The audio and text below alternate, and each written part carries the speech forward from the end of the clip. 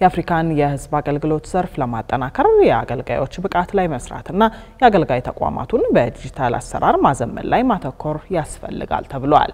የተባለው በኢትዮጵያ እየተካሄደ በሚገኘው 10ኛው የአፍሪካ የሲቪል ሰርቪስ ቀን ጉባኤ ላይ ሲሆን የአፍሪካ መንግስታት የሰራተኞቻቸውን ብቃት ለማሳደግ ዘመነኛውን የኤአይ ወይንም የሰው ሰራሽ ልህቀት ቴክኖሎጂን እንደ አንድ አማራጭ እንዲመለከቱትም ጥሪ ቀርቧል። አቤል አበበ የጉባኤው የመክፈቻ መሰናዶ ላይ የተነሱ ሐሳቦችን እንዲያጠናቅሯቸዋል።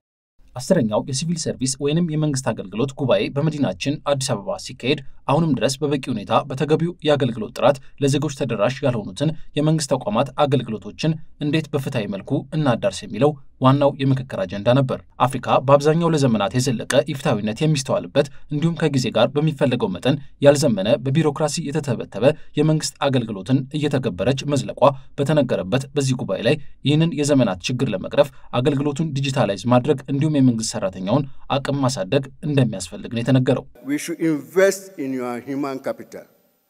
በሰው ኃይላችን ላይ ኢንቨስት ማድረግ ግዴታችን ነው።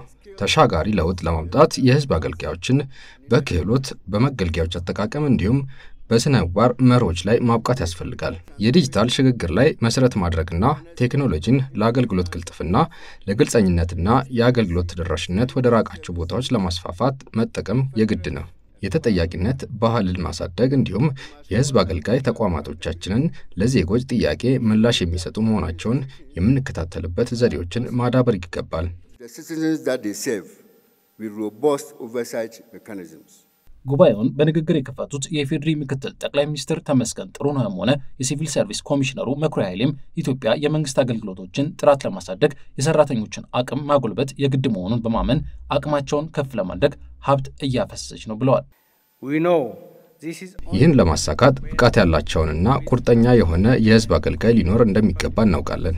ስለዚህ በእነሱ ላይ ሀብት እያፈሰስን ክህሎቶቻቸውንም ለማሳደግ እየሰራን ነው። የአመራር ብቃታቸውን ቅርጽ እያስያዝን ነው። የአገልግሎታቸው ባህልም በልህቀትና በስነ ምግባር ላይ የተመሰረተ እንዲሆን እየሰራን ነው። We must emphasize the people behind the public service. ከዚህ አገልግሎት ጀርባ ባሉ ሰዎች ላይ ማተኮር አለብን። ኢትዮጵያ እየገነባች ያለችው የሲቪል ሰርቪስ ሪፎርም ቢሆን በግልጽ በተበየኑ ስነ ባህሪያዊና ቴክኒካዊ ብቃቶች ላይ የተመሰረተ ነው።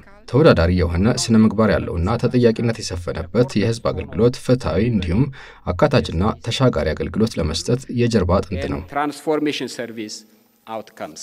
በዓለም ላይ ያሉ 40 ሚሊዮን የሚጠጉ የህዝብ አገልግሎት ሰራተኞች በኤአይ የታገዘ የአቅም ማጎልበት ስልጠና እንዲያገኙ እየሰራ ያለውና በኢትዮጵያም ለሲቪል ሰርቪስ አካዳሚ እገዛ የሚያደርገውን አፖለቲካል የተባለውን ተቋም የሚመሩት ሮቢን ስኮት በበኩላቸው ኤአይን ለአፍሪካ የህዝብ አገልግሎት ስራዎች አጋዥ ማድረግ ይገባል ነው ያሉት። ጎረቤት ኬንያን ጨምሮ በመላው ዓለም ያሉ በርካታ ሀገራት ወደዚህ ዘመን አመጣሽ አሰራር እየገቡ መሆናቸው ነው ኃላፊዋ ምሳሌ በማጣቀስ የገለጹት።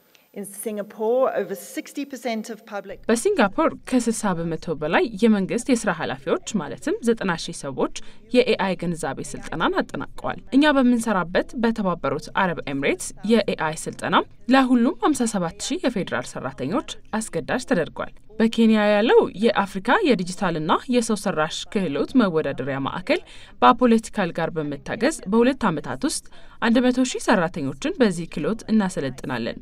ስልጠናውም አቅማቸውን የሚያዳብር ነው። ኢትዮጵያም ብትሆን በአዲሱ የመንግስት አስተዳደር ሪፎርም ስር ለዲጂታል ስርዓት መስፋትና የዜጎችን እንግልት ለሚቀንስ ዲጂታል አገልግሎት ትኩረት መስጠቷ በተነገረበት በዚህ ጉባኤ ላይ ዲጂታል ስርዓቱ አገልግሎትን ለማቀላጠፍ ብቻ ሳይሆን አገልግሎትን ለፍትሃዊ ተደራሽነትም ለመጠቀም እየተሰራበት ነው ተብሏል። መሶብ is more than a platform. It is መሶብ የአንድ ማዕከል አገልግሎት ብቻ ሳይሆን ቀልጣፋና አካታች እንዲሁም ፍሰት ያለው አገልግሎት ለመስጠት ለዜጎቻችን የገነባነው ቃል ኪዳን ነው። ማንም ወደ ኋላ እንዳይቀር የገባነው ቃል ነው። አሁን መሶብን በሁሉም የአገሪቱ ክልሎች ለማስፋት እየሰራን ነው። አገልግሎት በኦንላይን እንዲሁም በስልክ መተግበሪያዎች ሲያስፈልግም በአካል የሚሰጥ ነው። ካሁንም ውጤት ማሳየት ጀምሯል። ሰዎች በፍጥነት እንዲሁም በክብር እየተገለገሉበት ነው። Citizens are being treated with dignity. As you will witness in your visit to our science museum and የሳይንስ ሙዚየምና መሶብ የአንድ ማዕከል አገልግሎትን ስትመለከቱ እንደምትረዱት ዲጂታሉ አሰራር የተቋማትን የተናበበ ስራ በማመቻቸት የኢትዮጵያን የህዝብ አገልግሎት እያነቃቃ ነው።